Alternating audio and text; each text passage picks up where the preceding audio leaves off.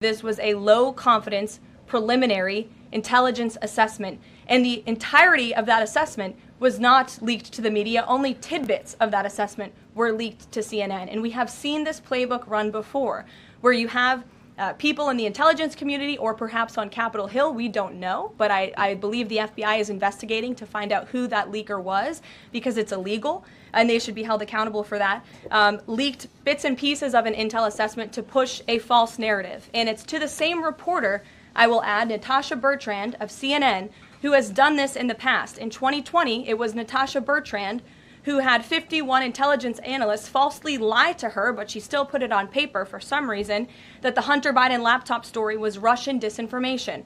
We all know that's not true, right? We can all agree on that now. That was a lie from the intelligence community. Also in 2020, this same reporter, Natasha Bertrand, wrote that a top intel agency ruled out the man-made lab leak theory of the coronavirus origins. Again, the president was right about that. This reporter wrote a lie from the intelligence community to seek a narrative she wanted to prove, and guess what? We now know that's the truth.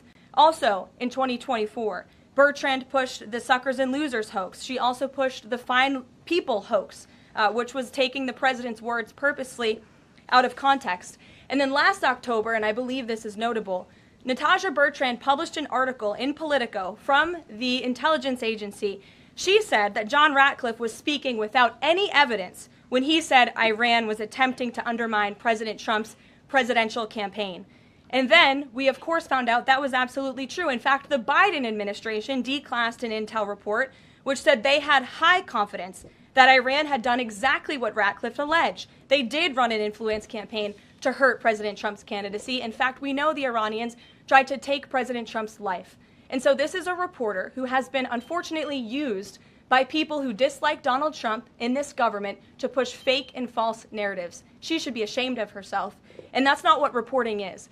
Journalism is trying to find the facts and the truth. And this week we saw this same reporter being used to push a fake narrative to try to undermine the President of the United States, and more importantly, the brave fighter pilots who conducted one of the most successful operations in United States history. And I think the American people fully know that this operation was a complete and total success.